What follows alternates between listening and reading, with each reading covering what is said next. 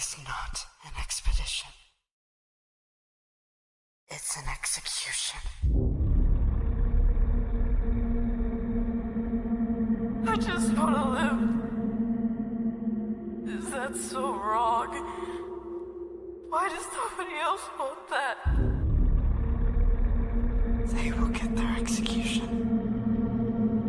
And I will get my freedom. Hi, my name is Alex, or as you might know me, Alexx.artist, and you might be thinking, Alex, what the hell are you doing? And by that, you would be correct. On this channel, you see that I don't normally post stuff like this, but if you look into the description of my channel and my past video, you would see that I've been planning something a little different, and that's what this is. I want to expand this channel, more so play video games or talk about more cosplay stuff, and this is basically the starting point of that.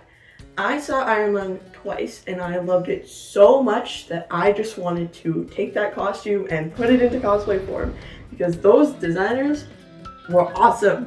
You might be thinking, Alex, where the hell have you done cosplay? And by that, it's also in my description. I have an Instagram and I have a TikTok where I like to post all my cosplay stuff. I've been cosplaying since about 2021 and I've been making costumes since about 2023. So this is mostly just a test to see how far I can push myself. Over the past 7 days, it's been grueling work, but I actually managed to get it done. And over this video, you'll be able to see my work and how I figured out how to do everything. You could probably take this to be some sort of tutorial, but it's not going to be a full step-by-step guide. It's kind of just what I did. But either way, I hope you enjoy. Hi, I switched to voiceover now.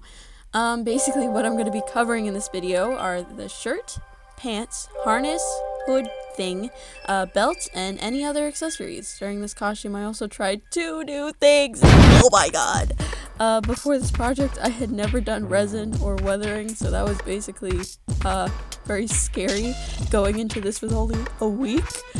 Either way, I hope you enjoy the video. Firstly, materials. Fabricland has always been my go-to to fabric materials, and I managed to find them things that were pretty similar to what they actually use. You can tell they use more of a raincoat type material rather than a softer fabric that I got, but it still works. I also went thrifting, so I was able to get a base shirt and a base pants, and basically that cuts the time and fabric needed to make this in half. First thing I did to kickstart this project was painting the shirt. I used these paints. You can get them on Amazon in the color 133 Raw Uber, or however you pronounce it, I don't know. It's awesome stuff considering all you need to do to set the paint is use heat. The shirt features 2 distinct rectangles, both in the front and the back. Basically, I'm painting this in hopes that the paint will bleed through a little bit so I can have it all at the exact same spot on the back. And okay, never mind. I guess I'll just have to figure that out later. The shirt also has a stripe around the sleeves, and the sleeve stripe starts somewhere where the square ends, and by folding the sleeve I hope that it will line up properly, and it doesn't. Okay, ignore what I did. Either way, the shirt has these weird lines on it, almost as if the shirt was pieced together, and that's mostly what the costume people did. You can tell they used a serging stitch everywhere, which is basically just a zigzag stitch, to create a more 3D effect to the shirt. I showcase this later in the video, so I'm not going to explain how I did it right this second, but I drew out where I wanted the lines to be on the shirt with a chalk wheel. Seriously, these things are awesome. I highly recommend them. And that's basically the starting point of this costume. See you tomorrow. Alright, day 2, rise and shine. Today we pose a bit of an issue as I actually have a hair appointment today, which will likely take more than 4 hours. So I gotta pick up the base. After letting the paint dry on one side overnight, I wanted to get the rest of it done so I can let it dry while I'm at the hairdresser's. And remember when I said I'd figure it out later? Well, I did. The paint made the fabric pretty stiff, which caused an indent, so I can just feel around on the other side and get close to the same shape. And just a quick cat break. And back to work. This is how the shirt is looking so far, and that's basically all I had time for. And now we let the shirt dry while I get my hair done. Woo! Okay, before and after. Now we're on to the big stuff. How I did the lines on the shirt. knowing that this was probably a serging stitch and I didn't want to cut the shirt up because that would drastically change its size, I decided to pinch the fabric and run a zigzag stitch over so I could get that desired effect. The flat zigzag stitch I showed you would just be used for the front part of the shirt, and it didn't really need the 3D-ness on it. The sleeves were more so this triangle shape and high peaked.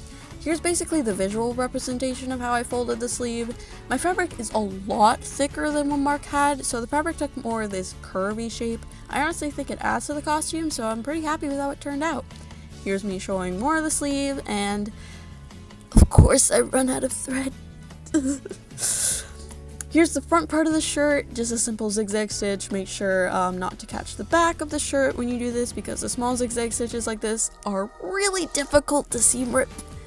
And woo! The shirt is basically finished! And here's Bob saying hello. Anyway, that's what I was able to get done on day 2. See you tomorrow. Day 3 starts with a terrifying beginning.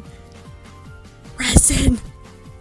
And as I would love to actually get my own seed, the world is currently covered in a thing called snow. Now, for how I did the pendant, I printed out a picture of it and made sure to line it up with the mold I was going to use. Then I cut it out into 3 separate pieces of paper and painted it. Glued it together, placed it in the mold, blah blah blah, and boom! Now you have to wait 72 hours for it to cure. Quick ironing of the shirt, and now we're on to the harness. Yes, I know this harness exists as a purchasable item, but I wanted to make it, okay? You know, I wasn't even sure he was wearing the harness under the hood piece as well as under his shirt, but yep, he is. Strange choice, but it works. I basically viewed this harness as 2 backpack straps, and the measurements that I have written down are basically what fit me best. Because I plan to have no attachments like a clip or a hook or something along those lines, I need to add a stretchy part, which I plan to make in the middle section so I'm able to stretch it over my head. And oh, will I regret this later. And the straps will be made out of a normal non-stretch leather. The stretch leather I used was a one-way stretch, meaning it only stretched one way. So in order to work with the stretch part to actually aid me in getting the harness on and off, I need to cut it so it stretches horizontally and not vertically. This is often called a strain of grain. The basic shape here is that the flat straps go over my shoulders and the round straps go under my shoulders to better fit, you know, the human body. I made a test piece for it to see how it would actually fit me, and it worked out pretty well, which I was pretty surprised about because I was mostly just making stuff up as I went. Either way, I then cut the straps out of the non-stretch leather, making sure to add seam allowance so I could actually hem it, and boom, 2 straps cut out as well as the front and back piece. My machine did not like this leather, which is why my stitches are so shaky. And honestly, this is where the problems started. This machine did not want to do anything. Also, remember when I said I needed to cut the leather so it stretched horizontally? Yeah, well, I cut it wrong. So I had to recut that piece. And now, here's where things go so annoying. My machine just wouldn't sew along the strain of grain. I kept getting caught in the fabric, or the thread would get stuck on the needle, or would unthread itself. It was driving me crazy. I did test piece after test piece, and it was only when I did a zigzag stitch on the strain of grain, and I don't know why. After a while, the problem mostly just sorted itself out. I just need to go very slowly and use the hand wheel a lot. But of course, there was still more to sew. I pinned it on the back basically just to see how it would fit me, and it fit me pretty well. I also thought the shirt was just a tad bit too big on me, so I pinned it and sewed it to fit my body better. And you know, sewing this leather is actually getting easier, and oh my god, are you kidding me? Okay, I got it finished. It's okay. Now, on to the hood portion. Also, thank you to these amazing colored pictures by Julian on Twitter. The harness part of this is basically the overall shape of the previous harness, considering you can't really see it when he's wearing both items. Cutting the front part of this on a fold will allow me to get 2 symmetrical sides, and make sure to add seam allowance or else it'll be too small. For the back portion, I traced the same shape and just made it a bit longer so it could better support the hood. Now onto sewing again, and oh my god, are you kidding me? I'm okay. I'm okay. Anyway, this is how the harness is looking so far. Pretty comfortable as well. If you need to adjust anything while making this, to make it smaller in the front or the back part, just do a double hem, or to make it shorter in the shoulders area, just fold it twice. Now, for the patches. You can tell that the patches are cut out on the lighter fabric, and then a darker fabric is sewn to the back of it because of the threading seen here. I basically then mapped out where I thought all of the patches were, since I don't really have a picture of the back and I kind of just guessed to my best ability. Either way, you draw those on and then cut them out with a piece larger than the hole. There were also these bits near the edges that aren't cut out, likely due to it being on a place where a lot of strain would be, and you know, you don't really want a hole there. Basically, what you want to do is cut out a piece and hem it, then sew it on top. You can see that they also have the zigzag stitch on top of it, so I just used that to sew it to the fabric. Here's each of the holes finished, and of course, I run out of thread again. For the neck piece, it's just a simple rectangle hemmed and then sewn directly to the neck hole. My fabric wasn't long enough, so I had to use 2 rectangles and then sew them together, but yeah. I didn't end up hemming the top just yet due to the fact I didn't know where it would sit on my face, but I figured just one hem would work just fine. The holes for the neck piece are the exact same as the ones on the harness section. For some pieces on the neck section, you can tell they're very messily sewn on purpose due to the fact that you can see light colored thread on the patches, and that's just a simple straight stitch. And here's what it looks like so far. For the hood, it's honestly just a really simple shape. I just traced a hood that I had on a hoodie and cut 2 of those out, then sewed it together. And once again, the patches on the hood are something I mostly guessed, since I don't really have a full picture of it, but I definitely missed a bunch. Whoops.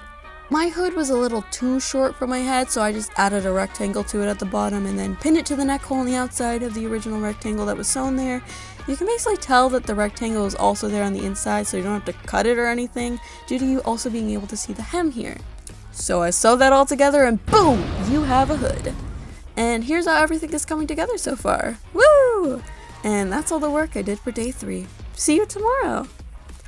Yes, I know I could actually buy the belt, but I don't want to, okay? First time I actually get to talk in this video. It's not a voiceover, but it's like 1 p.m. and I like just kind of woke up because I went to bed late last night. I have sewing for my other cosplay group at 2, and that goes till about 8, so I'm not gonna be able to work on my costume a lot. But I'm gonna try to get the belt done before they show up, since that's like pretty simple. We're gonna hope that I can get the belt done. But yeah, we'll see what happens. Where are we going? Bob? Stop. No, no, Bob, I have work to do. No.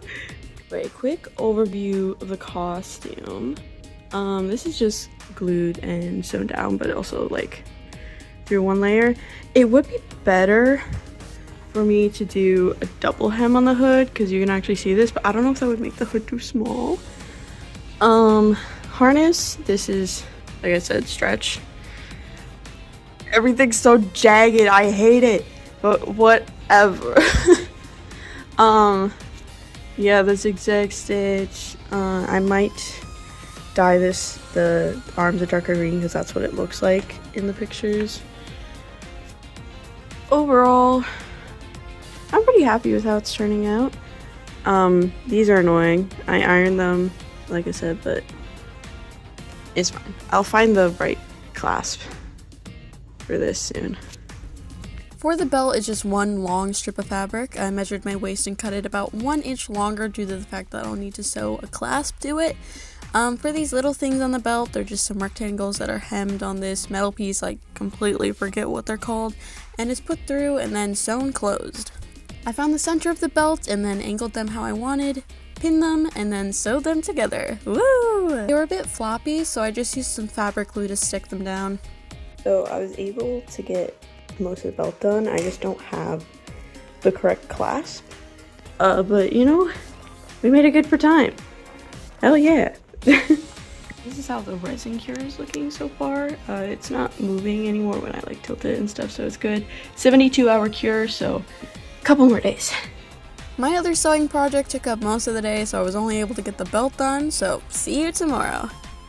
Starting off day 5 with a double hem because seeing the edges of that seam in that hood was driving me crazy. Hi, once again. It is day 5, I'm pretty sure. I just woke up again. It's like 1 o'clock and I have something at 6 today. So I only have 5 hours to work on things today. I'm planning to hopefully do the pouch on the side. This is really comfortable, so I'm just wearing it. And what I'm worried about is I haven't done any weathering and I have 3 days. I plan to start the pants and finish them tomorrow, and then weathering will be purely on the very last day, which is Tuesday. Let's hope I can finish this. Basically, when I went thrifting, I also found this pouch, and because I didn't want to actually make one because it has these stupid top zippers, I decided to use this instead. My main focus today is going to be the knife pouch, which I know you can also buy, I just didn't want to, okay? I first started out with a paper pattern because I would need to mirror it so I can fold it over, and cutting leather on a fold just isn't fun. I basically needed to double everything, including the straps, to add thickness to the leather. The actual thing obviously uses a much thicker leather than I have, but it's what I had to work with. For the white thread details, I did just a really long straight stitch and then used clips when sewing it down so it wouldn't shift. Basically me just trying to figure out the placement of it, because honestly I was looking at this picture and trying to figure out how the hell it was on there. Mark's version of the knife pouch is also slightly altered, probably to hide the logo, so we added this little flap thing around it. This thing was so difficult to hem, oh my god. Basically, to make the leather thicker than it is, I sewed 2 pieces of leather on the wrong sides together. Because of this, I used a technique called edge painting, where I take a thick paint and cover the edges to make it have a smoother look as well as hide the white color. For the straps around, I basically just put Sharpie on the back of them so you wouldn't be able to see the white when they were sewn together. And here's what I used to be able to get the snaps on the knife pouch. Is it functional? No, but I like how it turned out. And for the attachment purposes, I added clips on the back. The one Mark used is definitely a thicker leather, but with what I had to work with, it turned out pretty good. Here's how I'm going for time so far. And remember how I said I would find the right attachment for the hood harness? Well, I just ended up making my own attachment, and here's how it sits. And that's all I got done for today. See you tomorrow. Today is the big day where I will start and finish the pants. On the pants, there's these little weird pockets with zippers, which I will have to make, as well as a long black strip down the middle of the pants. And to add this long back strip, you just need to cut along the seam of the pants and then cut out a black rectangle of the width plus 1 inch of the size that you want the rectangle to be. For the pockets, I basically just did the normal technique to install a zipper. And here's 2 pockets done before I realized, oh, I need more materials. I have now finished all 4 pockets. Here's the clasp that I was able to find for the belt too. For lining up the pockets on the pants, you can tell that the top one meets up with the actual pockets on the pants, while the other one is only just an inch or 2 below it. I used the side seam of the pants to be able to center the pockets on the sides as well. And because I have cut these pants in half, it makes things way easier to sew on. The pendant is also actually dry now. Woo! I just used a normal rope and basically made it as long as a necklace so I'd be able to wrap it around my wrist multiple times. To sew the black rectangle on, sew right sides together on one side and then flip the pants inside out and sew the other sides together as well. Make sure to line up the black portion to the actual pants up, because if you don't, the pants will not align properly at the bottom. I'm totally not saying this because it happened to me. Next, I'm making the cuffs at the bottom of the pants as well as the headband. This obviously is more of a rib knit fabric rather than a more smooth fabric that I'm using, but it's what I have, so we're going with it. The cuff is basically just an extension of the pants, and to extend the headpiece, I just use the method of overlapping the pieces to basically hem it while also extending the length. And I just simply tied it around my head. Here's how the pants look so far, and here's the full costume! I also have some bandages that I'm going to use to tie around my wrist, and ooh, fake blood. And that's what I finished today. See you for the last day tomorrow. The final day. The day I complete this costume. First, I took a piece of the fabric and tested out how different types of paint would work and got a general understanding of what I was going to do. There's also a couple holes in the back of the pants that I need to do real quick. I just took some scissors and then scraped it with the fabric with some sandpaper. Most of the next couple shots are just going to be updates of how the pants were looking. I first started with shading all of the pockets with eyeshadow and a paintbrush, as well as a large makeup brush to be able to get larger coverage in some spots. I then got some thin consistency paint and flicked a paintbrush over all the pants to get some blood splatter. I then took the fake blood and had to put a very thin layer, because this blood did not dry, near all of the droplets to add this sort of bleeding into the fabric effect. For the back of the pants, I just repeated the same steps, following the seams with eyeshadow to get a nice defined look, and, of course, dirty. For the belt, I did the exact same thing and just followed the seams with eyeshadow, and continued to do the same thing with the hood while also doing the blood splatter technique. I also just hand painted some blood onto the pendant, and to give the headband a more rib knit look, I decided to shade it like it actually had the lines. For the shirt, I did the same technique and made some holes in the back while also shading all the lines with eyeshadow. And here's what it looks like. And now, it's time for the finished look! And here I am with my arms all bandaged and bloody. Hi, in full costume with my bloody arms. I'm in my storage area in my basement because this is like the only place that actually reminds me that this, of like the iron lung, I have like a finished basement, so I don't have like any exposed pipes or anything. I also have this. I have a full-on fire extinguisher from a fire dancer that left it here. This is still wet. I'm so scared to get it on my costume, but hold on. See me better. Whoa! Yeah, so I'm gonna film some videos and I'm gonna take some pictures and I'll see you afterwards.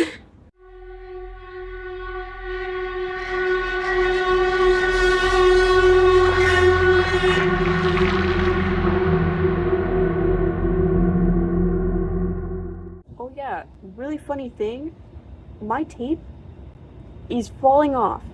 It's not working. Really ironic. Thank you so much for watching and watching this whole process. It was genuinely so fun to make this costume and I'm so happy with how it turned out. And thank you for sticking around. Bye!